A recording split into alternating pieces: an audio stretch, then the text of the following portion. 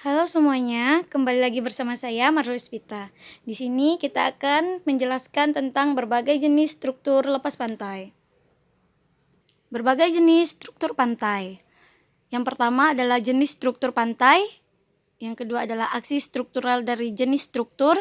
Yang ketiga adalah karakter dinamis, yang terbagi menjadi matriks, nilai tunggal, dan kekuatan redaman. Kekuatan redaman yang timbul dari material serta permuatan hidrodinamik. Selanjutnya kita akan berlanjut kepada jenis kekuatan. Yang pertama itu adalah kekuatan angin. Kekuatan angin memiliki rumus H per L besar dari 5, di mana jika memperkirakan kekuatan angin pada sistem struktural yang diberikan harus berperilaku secara silinder, yang adalah ketinggian sistem struktural dengan dimensi yang tidak lateral dari struktur harus melebihi 5. H per L besar dari 5. Jadi, aksi dinamis akan dipanggil dalam sistem struktural. Oleh karena itu, kita dapat melakukan analisis dinamis. Sekarang, pada dasarnya, analisis dinamis tidak perlu dilakukan meskipun gaya merupakan fungsi waktu F dalam kurung T. Walaupun fungsi F sama dengan waktu, kita tetap tidak bisa melakukan analisis dinamis. Kita dapat melakukan analisis statis semu atau hanya dengan respons statistik. Penting untuk sistem struktural di mana beban ditetapkan juga harus menggunakan karakter dinamis.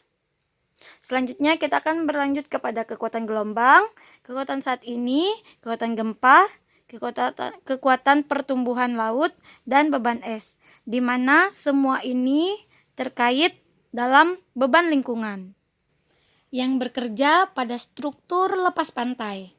Menariknya kita sudah memahami semua itu, dan meskipun gaya dapat menjadi fungsi waktu tergantung pada karakteristik sistem struktural, kita dapat melakukan analisis dinamis atau tidak dapat melakukan analisis dinamis tersebut. Sekarang kita berbicara kepada kekuatan gelombang. Kekuatan gelombang pada struktur lepas pantai atau permuatan gelombang pada struktur lepas pantai adalah salah satu yang paling penting dari semua beban lingkungan ini. Menentukan untuk kekuatan gelombang itu ada dua masalah yang terpisah tetapi saling terkait. Yang pertama adalah tahap perhitungan keadaan laut. Perkiraan kekuatan gelombang telah menjadi dua tahap penting, yaitu mengidentifikasi keadaan laut. Untuk mengidentifikasi keadaan laut, kita harus menggunakan profil khusus keadaan laut atau menggunakan teori tertentu untuk mensimulasikan keadaan laut berdasarkan turunnya kinematika partikel air. Kinematik partikel air memiliki partikel air yang horizontal dan juga vertikal, di mana nilai U yang ini untuk kecepatan partikel air horizontal dan ini untuk kecepatan air partikel vertikal, ini untuk percepatan partikel air horizontal, dan yang ini untuk percepatan partikel air vertikal. Untuk yang kedua, yaitu untuk memperkirakan kekuatan gelombang pada anggota individu dan kemudian pada struktur total, dan membandingkannya secara identik dengan algoritma yang sama dengan yang kita miliki di tenaga angin. Di sana kita juga dapat yang pertama memperkirakan kecepatannya. Dari kecepatan angin kita dapat memperkirakan tekanannya.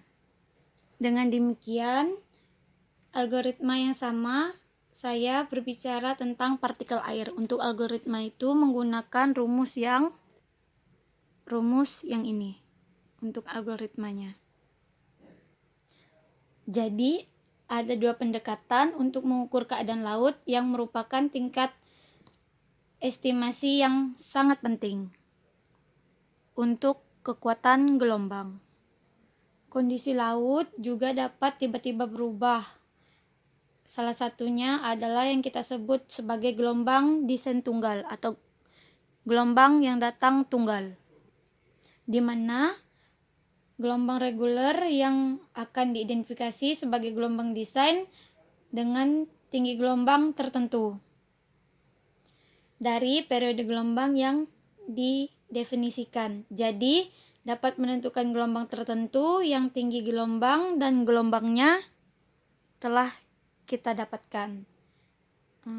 Gelombang ini akan dihitung menggunakan urutan yang lebih tinggi pada teori gelombang. Jadi kita akan menggunakan teori gelombang yang lebih tinggi dalam memperkirakan kekuatan gelombang yang akan kita kerjakan, yaitu untuk kondisi laut yang diberikan, perkiraan kekuatannya yang digunakan teori gelombang orde tinggi, biasanya gelombang yang 100 tahun dengan ketinggian maksimum dengan periode pengembalian yaitu 100 tahun, jadi dapat menjadi gelombang desain atau desain tunggal yang akan dipertimbangkan untuk analisis.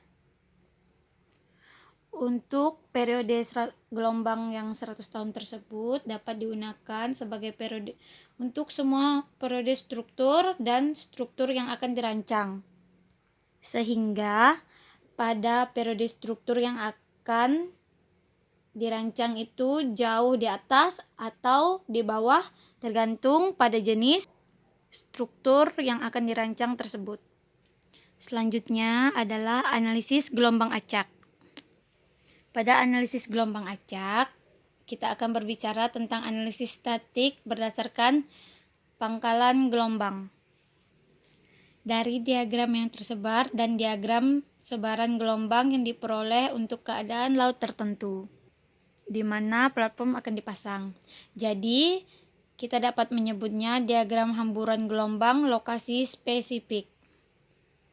Kita dapat mengambil diagram ini dan melakukan analisis statistik pada data dari gelombang yang tersebar di daerah tersebut atau lokasi yang telah kita tentukan atau lokasi spesifik tersebut.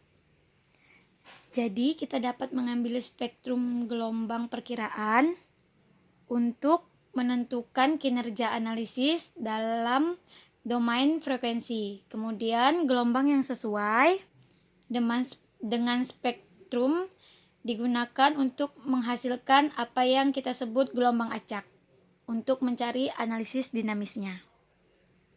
Pemuatan gelombang ekstrim dalam struktur perairan untuk perairan dalam dan salah satu kriteria penting. Maksudnya, pemuatan gelombang ekstrim dalam struktur perairan dalam merupakan salah satu kriteria penting. Dengan begitu, sangat penting untuk kita mencari analisis gelombang secara acak. Kita harus melakukan dinamika analisis ketika kita berbicara tentang struktur yang sesuai. Dengan metode statistik, kekuatan gelombang yang paling mungkin maksimum terjadi pada kehidupan itu adalah waktu yang akan dihitung. Jadi, sangat menarik sekali untuk membahas penghitungan kekuatan gelombang maksimum yang akan terjadi pada struktur tersebut untuk kehidupan struktur selanjutnya, umur struktur menggunakan gelombang